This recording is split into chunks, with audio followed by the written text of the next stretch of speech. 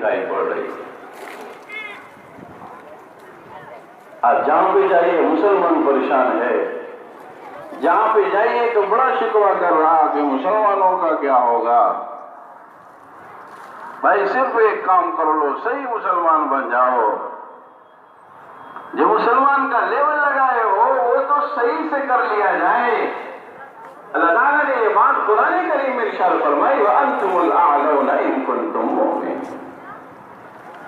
بلندی تو رکھی ہوئی، بلندی تو ملنے ہی والی ہے، پستی نہیں حاصل ہونے والی، بس شرط جو ہے وہ چھوٹ رہی، مسلمان ہم صحیح نہیں بن پا رہے۔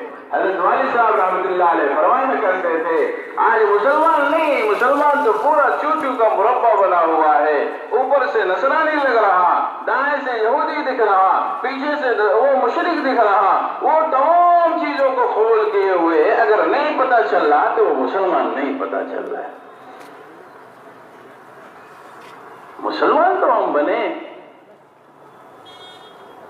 مسلمان جسے ہم اچھا سمجھتے ہیں وہ تو بننے کی کوشش کریں۔ اب جب وہ چیزیں نہیں حاصل ہو رہی، جب تعلق کمزور ہو رہا، اسلام اور مسلمان کی اہمیت کو ہم خود نہیں سمجھ پا رہے تو میرے بھائی تو پھر گھبراہٹ اور الجھن تو ہونی ہی ہونی، پریشانیاں تو دکھائی پڑنی ہی پڑنی۔ اگر مالک حقیقی سے تعلق مضبوط ہو جاتا اور ان کے خاص بندوں کے اوصاف سے ہم سب متصف ہو جاتے تو میرے بھائی کوئی بھی چیز نہ خوف دیتی نہ غم میں ڈالتی۔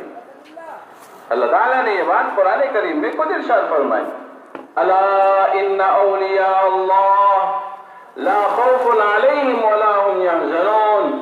سنو جو اللہ کے لوگ ہیں انہیں کوئی بات غم میں نہیں ڈالتی، وہ کسی بات پر خوف نہیں کھاتے ہیں، وہ بے دھڑک ہر جگہ چلتے پھرتے رہتے ہیں، ان کا تعلق مالک حقیقی سے مضبوط ہوتا ہے، اس لیے وہ جہاں پہ بھی رہتے ہیں بہت چین اور سکون کے ساتھ رہا کرتے ہیں۔